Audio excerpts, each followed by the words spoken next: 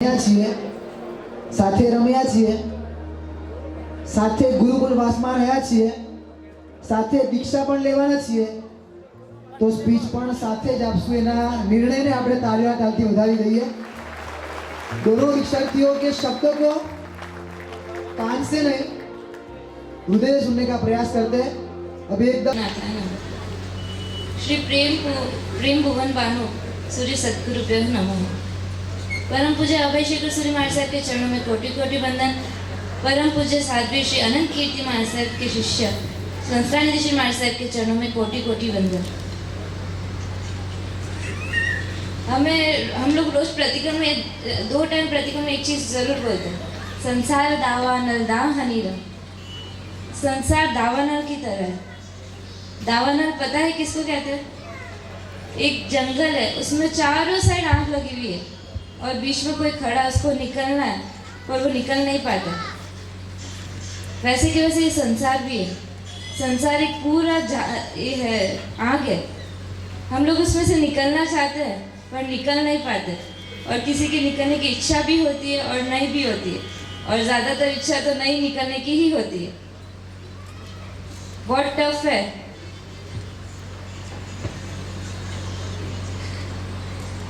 संसार में रहना, एक बार मैंने सुना था प्रवचन में कि जिसको दीक्षा की भावना हो जाती है उसको संसार में रहना जैसे एक मछली होती है ना, मछली को एक छोटी सी मटकी में डाल के रखे वो कैसे तड़पड़ वैसे रहती है, वैसे कि वैसे एक संयमी भी जिसका जैसे मुमुक्षु, उसका भी मन ऐसे ही रहता है कि कब वो संसार से निकले और अपने संयम पंथ के ऊपर चले और जल्दी से जल्दी मोक्ष के ऊपर जाए.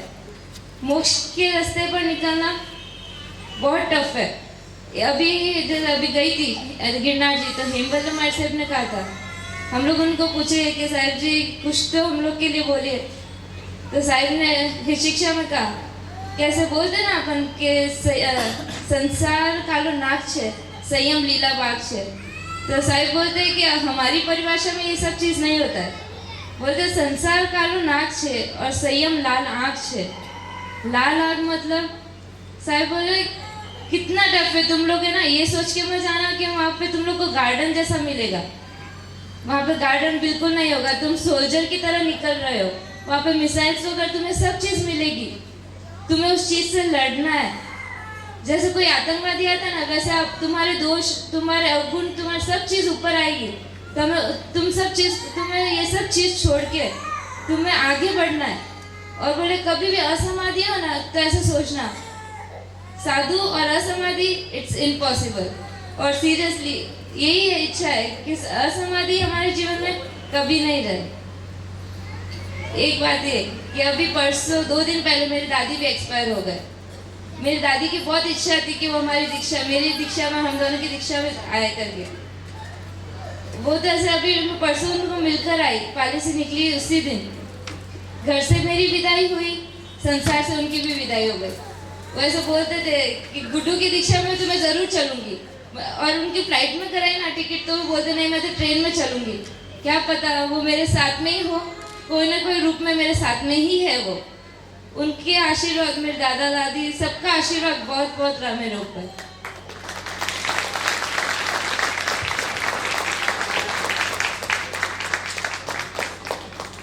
दादी का तो क्या बोलती, उनका वो ऐसे बोलते थे कि गुड्डू तो दीक्षा ले लेगी, कैसे रहूँगी तेरे बिना. ये नहीं सोचा था कि वो मेरे कोई ना कोई रूप में मेरे साथ में ही चल रहा है. और सबके लिए तो, अभी घर वालों के लिए तो बहुत टफ है उस चीज़ से निकलना, पर वो लोग उस चीज़ से निकले. Thank you so much. आपने मेरे लिए बहुत कुछ किया है. फैमिली का तो सपोर्ट बहुत रहा है, बहुत ज़्यादा. उसमें मम्मी का तो मम्मी और सिस्टर का सपोर्ट. संयम जीवन की भावना हुई. घर वालों ने तो एकदम स्ट्रिक्टली, बड़े पापा वगैरह सब ने ना बोल दिया, नहीं ये सब चीज़ अच्छी नहीं है, लेने जैसे क्या है, ये तो सिर्फ मारे सब वगैरह ऐसे बोलते हैं, और वो चीज़ नहीं होती है. एक बार जब ये चीज़ अंदर से रियलाइज होती है ना कि कैसे ये अपने को मनुष्य भाव मिला है, मनुष्य भाव में भी जैन कुल मिला है. जब मुझे दीक्षा की भावना हुई तब साहिब ने मुझे एक चीज़ कही थी. जब मैं थोड़ा डाउट में थी कि मैं उनका संयम ले लूँ नहीं लूँ, तो साहिब ने एक चीज़ कही कि फ़ोन में अपन बात करते ना तो 2 कॉल आते हैं. एक कॉल पे बात कर रहे होते हैं और दूसरा अगर वेटिंग में है ना, तो अगर वेटिंग वाला भी इम्पोर्टेंट हो तो अपने को फर्स्ट वाला कॉल डिलीट ही करना पड़ता है। तो बस यही सोचती थी कि शायद कैसे होगा मुझसे, और मैं सिर्फ डाउट होता था ना, मुझे प्रवचन में उसका सब चीज़ आंसर मिल जाता था। तब साहिब ने ऐसा कहा कि एक चीज़ को डिलीट करना ही पड़ेगा अपने को। तो मैंने सोचा संयम जीवन में अगर लेना है मुझे, तो एक चीज़ तो मुझे छोड़नी ही पड़ेगी। और आप लोग सोचते हो कि संयम जीवन बहुत अच्छा है, ऐसे टफ लगता है थोड़ा, पर हम लोग सोच के ही जाते ना कि हमारे कर्मों की निर्जरा होगी वहाँ, बिना कर्मों की निर्जरा का। तो और हम लोग कभी भी ये सोचा है कि हम लोग कभी कोई चीज़ छोड़ते ना, उस चीज़ में हमें खुशी होती है। कभी भी ना कोई चीज़ खाने में हम लोग सोचते हैं कि नहीं, कुछ में प्रॉब्लम है ना, हम लोग जल्दी से जल्दी कोई चीज़ छोड़ देते हैं। तो अपन सोचते हैं कि हाँ, हमने वो चीज़ छोड़ी ना, इसलिए हमें वो चीज़ जल्दी मिली। तो सीरियसली ऐसे ही है, हम लोग त्याग करेंगे ना तो हमें मोक्ष रूपी चीज़ मिलेगी। मोक्ष के एक स्टेप हम लोग आगे बढ़ेंगे। पूरा तो आगे कब बढ़े, मेरू जीते ओके ले लिया हमने, इतनी टाइम दीक्षा भी ले ली, हम सब ने दीक्षा ले ली इतनी, आगे कब बढ़ेंगे नहीं पता। पर हमारे ये संयम जीवन हम सोच रहे हैं कि हमें जल्दी से जल्दी सम्यक्त्व की प्राप्ति हो, और हम भी जल्दी से जल्दी एक स्टेप थोड़ा सा आगे बढ़े, ताकि हमारे भी जो है इतना चक्र चल रहा है वो भी थोड़ा सा कम हो जाए। श्री प्रेम बोध भानु जय घोष राजेंद्र सदगुरु भी नमः। श्री अभिषेक सूर्य महाशय के चरणों में कोटि कोटि वंदन। परम पूज्य साध्वी वैद्य श्री अनंत कीर्ति महाशय के शिष्य संस्कार निधि महाशय के चरणों में कोटि कोटि वंदन। यहाँ पे विराज सभी को मेरा प्रणाम।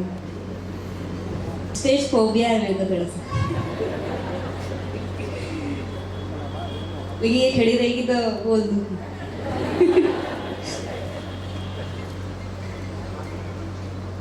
एक पतंग होती है, उसकी डोर अपने हाथ में होती है कि वो कब अगर वो कट जाए तो या तो वो नाले में चली जाएगी या फट जाएगी।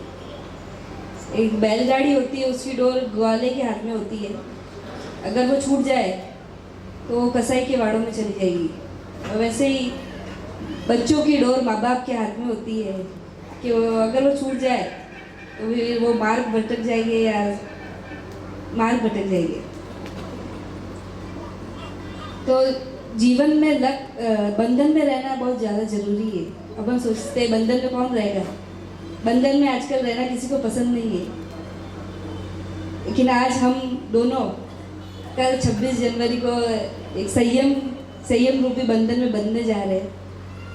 इसे बंधन कहना सही नहीं होगा, ये मोक्ष रूपी चाबी है जो हमको मिलने वाली है।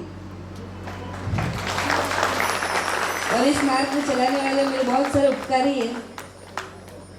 परम पूज्य परम पूज्य पन्यास श्री लब्धि वल्लभ महाशय, परम पूज्य निर्मल सुंदर महाशय, साध्वी वर्य जिनागे रेखा सिंह जी महाशय, साध्वी वर्य से जिनागे रेखा सिंह महाशय, भव्य प्रिया जी महाशय, और बाकी मेरे उपकारी सब किरण अंकल, अनिल अंकल, सुजीत भैया, Dau, Mamta, Arvind uncle, Mehta family full. और मेरे फैमिली में धर्म बिल्कुल नहीं था, ऑपोजिट। मेरे नंदियाल फैमिली में बहुत धर्म था। मेरी नानी श्यामाबाई पारक बहुत धर्म करते थे, उनके ही थोड़े से गुण आए थे, इसलिए तब मैं धर्म में आई। मतलब उन सब का भी बहुत उपकार है मेरे पे। आज उन्होंने मेरे को इतनी धर्म की राह दिखाई जिससे से मैं आज यहाँ तक आई हूँ। मामा मामी, भाई भाभी और सबका सपोर्ट होने के बाद ही आज मैं इधर पहुँची हूँ। मैं मेरी मम्मी पापा का बहुत बहुत ऋणी हूँ, क्योंकि आज उनकी वजह से मैं यहाँ पे पहुँच पाई हूँ। एग्री नहीं थे, मैं ऐसे ही चली गई थी, भाग के चली गई थी। बहुत ऑपोजिट थे, लेकिन आज देव गुरु की कृपा से सब इतने खुश है, इतने जोश में है ना कि पता ही चला कि वो ऑपोजिट थे। और उपकारी का जो होती है, उपकारी का उपकार कभी नहीं भूलना चाहिए। तो उसमें सब ये मेरे उपकारी है। तो उससे सबसे पहले उपकारी है मेरी कल्याण मित्र फ्रेंड अदिति मेहता। हम दोनों के उपकारी हम दोनों हैं। मतलब इतनी उपकारी है कि इसने मेरे को आज संयम में याद तक पहुंचाने का पूरा क्रेडिट इसका है। मैं घर से आई, मैं सही मतलब मास्टर के पास रही, आज फ्रेंडशिप में इतना कुछ कर ले देखा नहीं था। हम दोनों बहुत लड़ते हैं। कहीं लड़ते हम दोनों। घर वालों का डर है कि कहीं होगा पकड़ पकड़ के नहीं लड़ने पापा।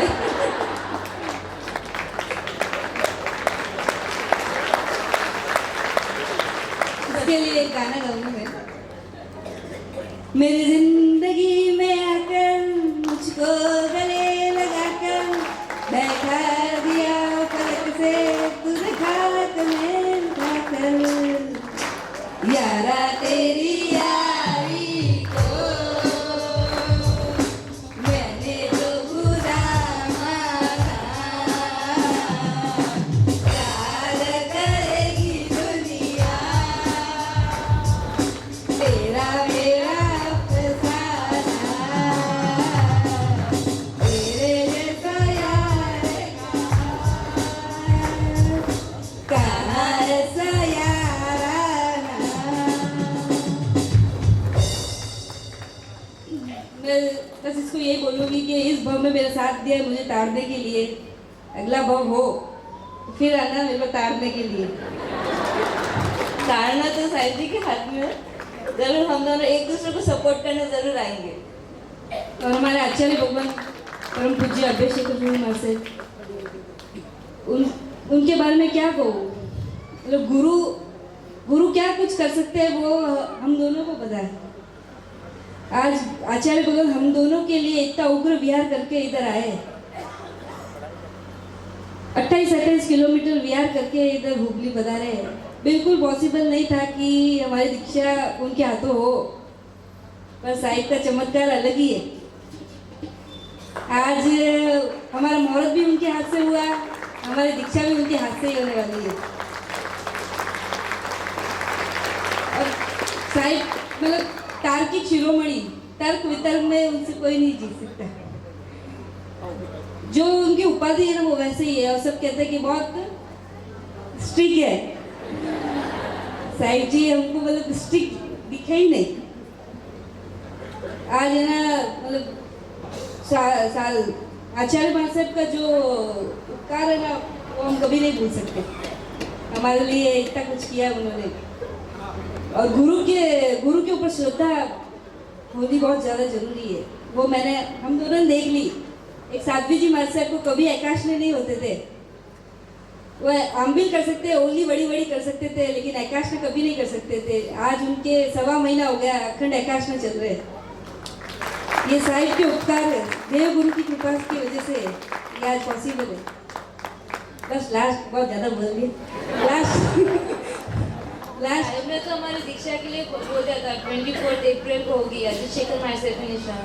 मैंने साहिब को रिक्वेस्ट किया, मैंने कहा साहिब जी प्लीज़ आप रुक जाइए। साहिब स्ट्रिक्टली नहीं हो रहा है पॉसिबल, कैसे रुके, बॉम्बे पहुंचना ज़रूरी है हम लोग को। फिर भी मैंने विनती की साहिब क्या करना है। मुहूर्त से एक दिन पहले भी साहिब ने यही बोला 24 अप्रैल ही दीक्षा है। मैंने कहा कुछ नहीं साहिब, जैसे आपको अच्छा लगे। वापस वंदन करने गई तो साहिब बोले प्रसन्न हो। तो मैंने कहा साहिब बस एक ही इच्छा थी कि आपके हाथ से होगा मिले मैं। तो साहिब एकदम से कि बोलो क्या करना है तुम्हें, कि क्या कर रहे हो, आगे ऑप्शन क्या है। उसी टाइम अजय शेखर माई साहब को पूछा है उन्होंने कि दूसरा कोई मुहूर्त है क्या आसपास में जनवरी के। और 26 पे ये आई ना डेट। इवन मैं खड़ी थी वहाँ पे मंडप में भी मुहूर्त के दिन। पूरी फैमिली को यही पता था कि 24 अप्रैल की दीक्षा है। हम दोनों खड़े थे यही पता था हम दोनों को कि 24 अप्रैल की है। तो आराम से घर वाले एकदम शांति से बैठे थे। और जैसे बोले ना 26 जनवरी है, हम लोग तो कूदने लगे, बाकी सब रोने लगे। साहिब का उपकार तो साहिब ने परसों एक वाचना में हम लोग लेट पहुंचे, पर एक चीज़ जरूर सुनी थी साहिब को मुझसे। साहिब ने कहा अगर कोई शिष्य का वैराग्य बहुत अच्छा हो और एक शिष्य का समर्पण बहुत ज़्यादा हो तो दोनों में से किसी एक चीज़ मतलब एक व्यक्ति का ऐसे बताया, शिष्य का नहीं, एक व्यक्ति का बताया था, बोले दोनों में से किसको चूज करना चाहिए? साहब बोले जिसका समर्पण ज़्यादा हो ना उनको चूज करना चाहिए। वैराग्य तो दीक्षा के बाद में भी एकदम अच्छा वाला हो जाएगा, और बिना समर्पण के दीक्षा नहीं हो सकती। साहब को बस यही आशीर्वाद मांगूंगी, हम दोनों एक ही आशीर्वाद मांगेंगे कि साहब हमें इतना आशीर्वाद दे कि हमारा गुरु समर्पण कभी डाउट नहीं करे किसी हमारे गुरु के ऊपर या कुछ भी। इतना हम गुरु को समर्पित हो जाए कि हमें बस जल्दी से जल्दी आगे हम लोग बढ़ जाए, गुरु के साथ साथ हम भी आगे बढ़ जाए उनके साथ। बस यही आशीर्वाद मांगेंगे। और हमारे साथ हमारे बड़े गुरु जी संस्कार निधि शिव कुमार सर, उनका तो क्या बोलो, जितना बहुत सरल है, बहुत इंटेलिजेंट है। उनको बैंगलोर में तो सब जन उनको बोलते हैं ना चंद्रकांता मार्शल, तो ऐसा सब जन प्राउडली बोलते हैं वो तो हमारे मार्शल है, बहुत होशियार है, सब चीज़ में आगे थे। कि कैसे हम लोग उनके ग्रुप में आ गए, कैसे हम लोग को इतना आगे बढ़ा दिया गुरुजी ने। वो तो रोज डांटते थे, हम कभी भी बिहार में थक के सो जाते थे ना, कभी कभी तो इतना प्यार दिखाते थे ना, ऐसे बहुत थके हुए आते थे, बिहार लंबा होता था तो गुरुजी खुद जल्दी से बोलते लो इलेक्ट्रॉल पी लो, पहले इलेक्ट्रॉल पियो, मैं तो कुछ नहीं पीऊंगी, पहले तुम लोग पियो। पहले हम लोग का ध्यान रखते थे, फिर बाद में खुद का। और कभी कभी इतने स्ट्रिक्ट हो जाते थे ना, हम लोग कभी प्रमाद करते ना, सो जाते थे कभी, तो गुरुजी आके एकदम कि रोज रोज ये क्या है, क्या सोना। उसमें तो मैं सोती तो मुझे कुछ नहीं बोलता, कहते सोती तो उसको डांटते। और उनका बहुत बहुत उपकार है कि हमें इतना आगे बढ़ाया, और हमेशा उनको भी समर्पित रहे हम लोग, और हमारे गुरु को भी, सबको, पूरे ग्रुप, हमारे एक गुरु नहीं है, हमारे 10-10 गुरु है, तो हम सबको बहुत अच्छे से समर्पित रहे।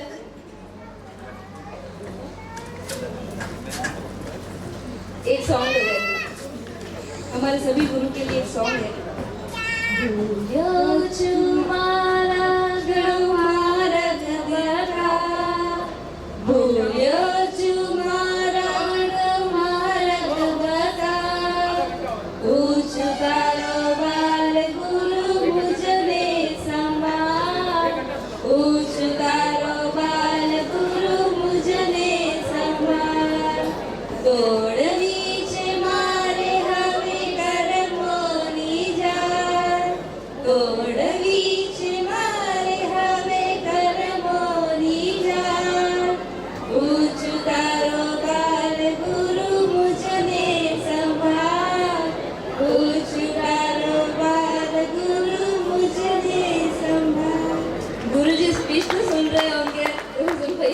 अभी हम लोग कल आपको समर्पित हो रहे हैं, तो हम दोनों का बहुत अच्छे से, ऐसे भी हम लोग को बहुत अच्छे से पाल रहे हो। बस कैसे हम आपको इतने समर्पित हो जाए कि बस कुछ भी नहीं दिखे हम लोग को, बस। और फिर विरुद्ध कुछ भी कहा हो तो शाम में एक चीज है कि कल से शायद मैं वो कर नहीं पाऊंगी जो आज करने वाली हूँ। मेरी अदिति रहता है का उपकार कभी भूल नहीं पाऊंगी मैं इस भाव में, इसलिए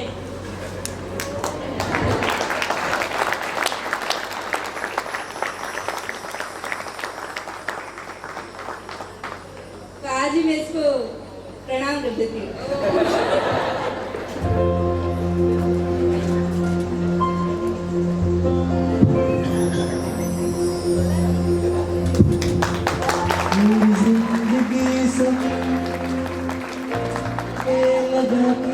बैठा दिया फन पे मुझे खाक से उठा के, यारा तेरी यारी को मैंने तो खुदा माना, याद करेगी दुनिया तेरा मेरा अफसाना। मेरे सब भाई बहनों को, सब जीजूस को, और सबको जो भी मेरे फ्रेंड्स वगैरह सबको, अभी आपकी बहन, आपकी जो भी फ्रेंड वगैरह जो भी सब, आप सबसे यही बोलूँगी कि अब मैं संयम पंथ में निकल रही हूँ, तो आपको मेरे लिए तो कुछ करना ही पड़ेगा। आपकी बहन निकल रही है, आपकी सिस्टर जो भी फ्रेंड है निकल रही है, तो आपको मुझे कुछ ना कुछ तो गिफ्ट देना ही पड़ेगा। वो गिफ्ट मैं आप लोग से कल पर्सनली मांगने वाली हूँ, तो तैयार रहना आप सब। ज्ञानामृत कुछ और तो इच्छामि दुर्लभम्।